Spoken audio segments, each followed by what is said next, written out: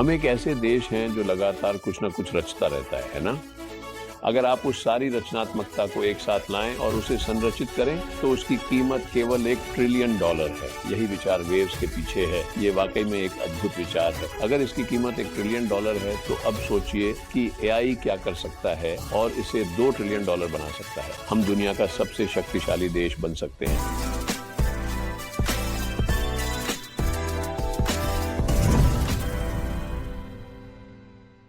नमस्कार और स्वागत है मनी टीवी में।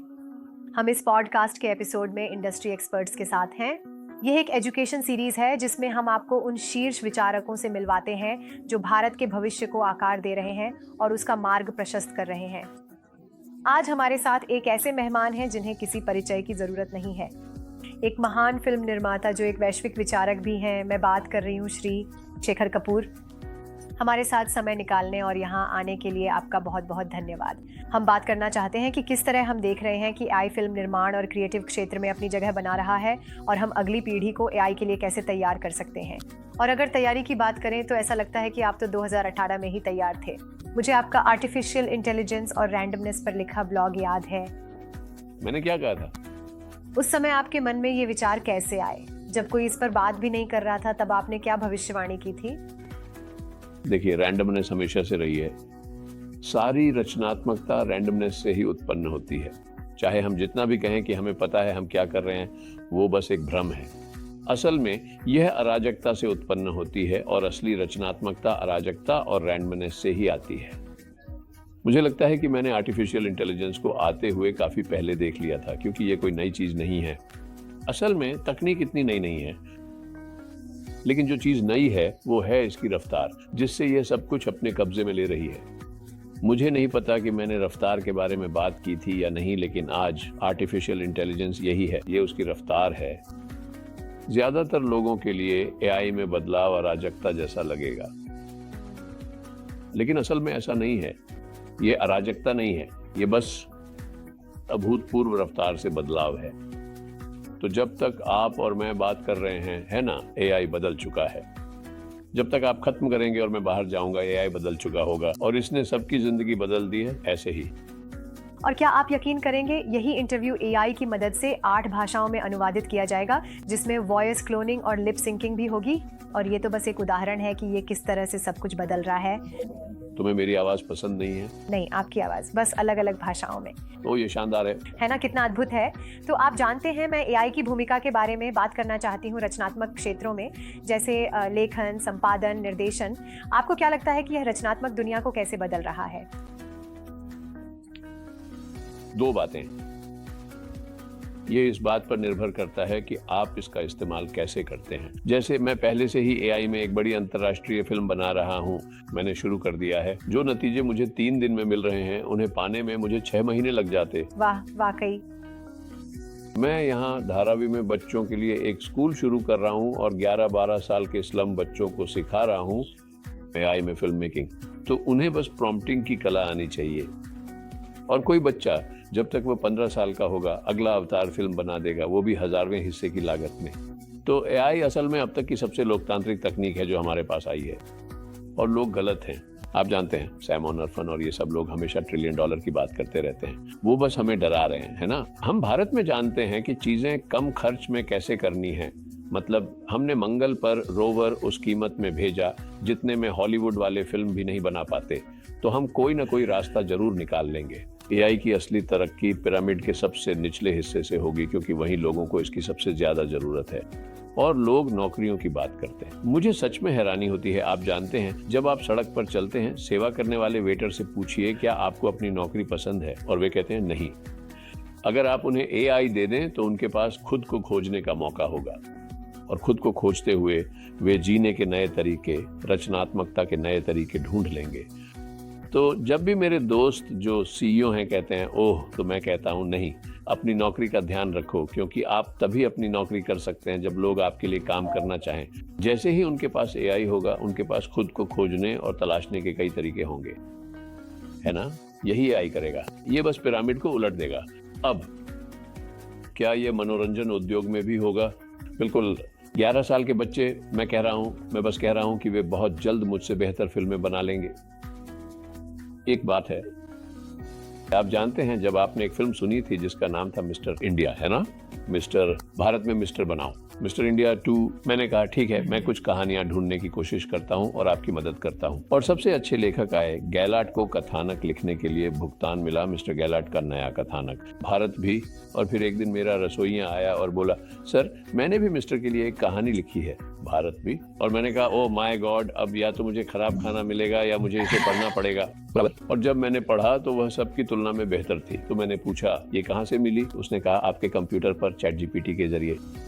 तो सच में अगर कोई चीज अनुमानित है तो एआई उसे कर सकता है, कुछ भी। जब आप सीरीज बना रहे हैं, अगर आप कहते हैं गेम ऑफ थ्रोन्स, वो इसलिए पसंद है क्योंकि उसके किरदार और उनका काम पसंद है। आपको पसंद है कि वे कैसे व्यवहार करते हैं, आपको उनके रिश्ते पसंद हैं, आपको वह माहौल पसंद है और इसलिए आप बार बार लौटते हैं क्योंकि आप उन्हें जानते हैं, क्योंकि वे अनुमानित हैं। और यहाँ वहाँ थोड़ा बहुत बदलाव हो सकता है, ये एआई के लिए बहुत आसान है। इसीलिए हॉलीवुड में हड़ताल हुई थी, क्योंकि वह अनुमान लगा सकता था। अगर आप अनुमानित हैं तो आप अपनी नौकरी एआई को खो देंगे, लेकिन एआई इंसानी अनिश्चितता से निपट नहीं सकता। यही वह जगह है, याद है जब तुमने वह नहीं किया था शायद, लेकिन जानते हो जब तुमने कहा था, या वह मुझसे प्यार करता है, वो मुझसे प्यार नहीं करता, वो मुझसे प्यार करता है। मैं तो ये हमेशा करता था, हे भगवान मैं प्यार में पड़ रहा हूँ, वह मुझसे प्यार करती है, नहीं वह मुझसे प्यार करती है। कल्पना करो अगर यह चलता रहा, वह मुझसे प्यार करती है, यही तो एआई मेरे लिए करेगा। लेकिन फिर मैं प्यार क्यों करूं, मैं प्यार में क्यों पड़ूं? क्योंकि यह अनिश्चित है। यही तो रोमांच है, यही रोमांच है। हम जीवन जीते हैं क्योंकि ये अनिश्चित है। अगर मुझे पता हो कि अगले दिन क्या होगा, फिर उसके अगले दिन क्या होगा, तो शायद मैं मर जाऊं। तो हम, चाहे हम अनिश्चितता से कितना भी लड़ें, हम जीवित हैं क्योंकि अनिश्चितता है। सही है। और ये ऐसी चीज है जिससे मुझे निपटना आसान नहीं लगेगा। ठीक है, लेकिन आप जानते हैं आपने इतना दिलचस्प जवाब दिया है, मुझे लगता है एक हद तक उन लोगों को जो कहते हैं कि ओह एआई रचनात्मकता को खत्म कर देगा, हम खुद के लिए सोच नहीं पाएंगे, ये मेरी नौकरी छीन लेगा। लेकिन आपके पास इसके लिए कुछ बहुत अच्छे या दिलचस्प तर्क हैं, है ना? मुझे लगता है कि अगर कोई कहता है कि हम खुद के लिए नहीं सोच पाएंगे, तो उन्हें खुद से ये सवाल पूछना चाहिए, क्या आप अभी खुद के लिए सोच रहे हैं? है ना? आप जानते हैं, जब मैं बच्चा था तो मैं पहाड़ों में जाया करता था 11-12 साल की उम्र में, और मेरी माँ को ये बहुत डर लगता था कि मैं ऐसा करता हूँ। मैं नदी के किनारे दौड़ता था, एक पत्थर से दूसरे पत्थर पर, फिर अगले पत्थर पर कूदता था, और जब तक, हाँ आप देख सकते हैं कि कौन सा पत्थर, लेकिन जब आप रफ्तार पकड़ लेते हैं तो हाँ आपको फैसला करना पड़ता है। 5 पत्थर आगे आप नीचे जाते हैं और अंत में पीछे मुड़कर देखते हैं, और फिर हे भगवान मैंने ये कर दिखाया। मेरा दिल तेजी से धड़क रहा होता था, मेरा दिमाग दौड़ रहा होता था, और आपने कर दिखाया। जानते हैं क्यों? और तब मैंने खुद से पूछा, मैं ऐसा क्यों करता हूँ? क्योंकि एक समय ऐसा आता है जब आप उस जोन में आ जाते हैं, जैसे आप कुछ रचते समय आते हैं, जैसे कोई कवि आता है, या जब आपके पास सटीकता होती है, ठीक है, लेकिन आप जानते हैं आप एक जोन में आ जाते हैं। उस जोन में आप सामान्य जीवन से कई गुना अधिक जी रहे होते हैं, आप सामान्यता की सीमा को पार कर जाते हैं। और हाँ, एलन मस्क की छोटी चिप मेरे अंदर आ सकती है, एआई नियंत्रण ले सकता है, फिर वह मुझे बताएगा वहाँ कूदो, वहाँ कूदो, वहाँ कूदो, वहाँ कूदो, 5 सेकंड में ये करो। सवाल यह है कि मैं ऐसा क्यों करूँगा? मैं ऐसा इसलिए करता हूँ ताकि खुद को जीवित महसूस कर सकूँ। तो अराजकता में फलो फूलो, हम अब फल फूल रहे हैं, हम उसी अराजकता में जीते हैं क्योंकि हम मरते हैं। हाँ, वह इसलिए नहीं जीता क्योंकि वह मरता है। हाँ, जियो क्योंकि तुमने उसे डेटा दिया है। ये सिर्फ पहले के बारे में नहीं हो सकता। डेटा कैसे मरता है? ऐसा नहीं है, यही फर्क है। बिल्कुल। अगर मैं थोड़ा सा विषय बदलूं, उदाहरण के लिए प्रधानमंत्री ने जो पहल शुरू की, वेव्स 2025, मीडिया और मनोरंजन क्षेत्र में बहुत कुछ किया जा रहा है। आपने भारत की प्रगति को कैसे देखा है? ओह, भारत तो जैसे, अब जानते हैं मैं एक फिल्म मेकर हूँ, हर कोई जानता है कि मैं एक फिल्म मेकर हूँ। मैं लिफ्ट में जाता हूँ और अचानक सुनता हूँ कि लिफ्टमैन कोई गाना गा रहा है, अचानक मैं ध्यान देने लगता हूँ। सही है ना? लोग लगातार कहानियां सुना रहे हैं। दक्षिण भारत में लड़की को नाचना और गाना सिखाया जाता है, और फिर जब लड़का आता है तो थोड़ा सा इशारा किया जाता है। फिर जब उसकी शादी हो जाती है तो वह ये नहीं कर पाती। हम ऐसे देश हैं जहां लोग मजबूरी में भी रचनात्मकता दिखाते हैं। अगर आप उस सारी रचनात्मकता को एक साथ लाएं और उसे संरचित करें तो इसकी कीमत पहले से ही $1 ट्रिलियन है। यही वेव्स के पीछे की सोच है। ये वाकई एक अद्भुत विचार है। अगर इसकी कीमत $1 ट्रिलियन है, सोचिए एआई इसे $2 ट्रिलियन बना सकता है। हम केवल रचनात्मकता के विचार के जरिए दुनिया का सबसे शक्तिशाली देश बन सकते हैं। ये तो शानदार है। और अब आइए माइका के बारे में बात करते हैं। क्या हम इसमें आपकी भागीदारी को समझ सकते हैं और आप एआई और शिक्षा क्षेत्र के भविष्य को किस रूप में देखते हैं? खैर, मैं माइका इसलिए आया हूं क्योंकि उन्होंने बुलाया और किसी ने कहा क्यों ना रचनात्मकता का स्कूल हो। वर्षों से लोग सोचते हैं कि मैं रचनात्मकता के लिए स्कूल, और मैं हमेशा कहता हूं रचनात्मकता का कोई स्कूल नहीं है सिवाय इसके कि मैं लोगों को अनलर्न करना सिखा सकूं, क्योंकि बच्चों से ज्यादा रचनात्मक कोई नहीं होता। आप एक बच्चे को देखिए, सबसे रचनात्मक लोग बच्चे सबसे रचनात्मक होते हैं। जिस तरह की औपचारिक रेखीय शिक्षा हमारे पास है, उसमें जब तक हम 15, 16, 19, 20 साल के होते हैं, हम वह सहजता खो चुके होते हैं। यही वह रचनात्मकता है जिसे हमने खो दिया है, अराजकता से निपटने की वह अराजक क्षमता जो उनके पास होती है। हमें रेखीय होना सिखाया गया है, और यही बात मुझे मेका के बारे में पसंद आई कि वे समझते हैं कि रचनात्मकता का स्कूल अनलर्निंग का भी स्कूल है। आपको सब कुछ अनलर्न करना होता है और फिर उसके बाद ये सिखाने की बात नहीं रह जाती, ये उनके सीखने की बात है। आप जानते हैं आप कैसे अराजकता और अन्य चीजों की ओर कदम बढ़ाते हैं। और जब हमने बात की और उन्होंने ये कहा तो मैंने कहा हाँ, लेकिन यही सही काम है। एआई और शिक्षा क्षेत्र के संदर्भ में यहाँ तक कि रचनात्मक क्षेत्र के लिए भी अगली पीढ़ी और एआई को अपनाने के बारे में आप उनका क्या संदेश देना चाहेंगे? ठीक वही जो आपने कहा, उसे अपनाइए। इसे अपनाइए क्योंकि ये मौजूद है, आप इससे भाग नहीं सकते, आप जानते हैं। लेकिन दूसरी ओर ये सब मानवीय जड़ता के बारे में है। अगर आपके अंदर जड़ता है तो एआई हावी हो जाएगा, लेकिन अगर आप सक्रिय हैं, अराजक हैं, इंसान हैं और लगातार आश्चर्य की स्थिति में जी रहे हैं, तो ये कुछ ऐसा है जो एआई नहीं कर सकता। अगर आप लगातार आश्चर्य की स्थिति में जीते हैं तो आप उन बातों का शिकार नहीं होंगे जो लोग कह रहे हैं कि एआई की पूजा करो, समझे? तो मुझे लगता है कि ये अब तक की दुनिया की सबसे लोकतांत्रिक तकनीक है। ये सभी लोग जो नौकरियों की बात करते हैं, किसी से भी पूछिए, सड़क पर चलते हुए किसी से पूछिए, क्या आप कोई नौकरी करते हैं? हाँ सर, मैं नौकरी करता हूँ। आप क्या करते हैं? मैं क्लर्क हूँ। क्या आपको अपनी नौकरी पसंद है? जवाब होगा नहीं। 90% लोग ऐसी नौकरियां करने के लिए मजबूर हैं जो उन्हें पसंद नहीं है। एआई उन्हें जीवित रहने के दूसरे तरीके, सोचने के दूसरे तरीके और पैसे कमाने के दूसरे तरीके खोजने का मौका देगा, इससे आगे भी। तो जब भी मेरे दोस्त जो सीईओ हैं कहते हैं वो तो शेकअप नौकरियों का क्या होगा, मैं कहता हूं अपनी नौकरी की चिंता करो। आप तभी अपनी नौकरी कर सकते हैं जब लोग आपके लिए काम करना चाहें, क्योंकि आपने उनकी सोच को ढाल दिया है। आप यही करते हैं, 9 बजे जाइए, क्लेरिकल काम कीजिए, वापस आइए। ये कैसे होगा? अगर नहीं, लोग कहेंगे मैं नहीं करूंगा और मैं करूंगा। हाँ, बिल्कुल सही। तो इस दौर में आपकी रचनात्मकता को क्या बनाए रखता है? क्या चीज आपको इतना प्रेरित, सक्रिय और सतर्क रखती है? आप तो खुद एक प्रेरणा है। ठीक है, समझ गया।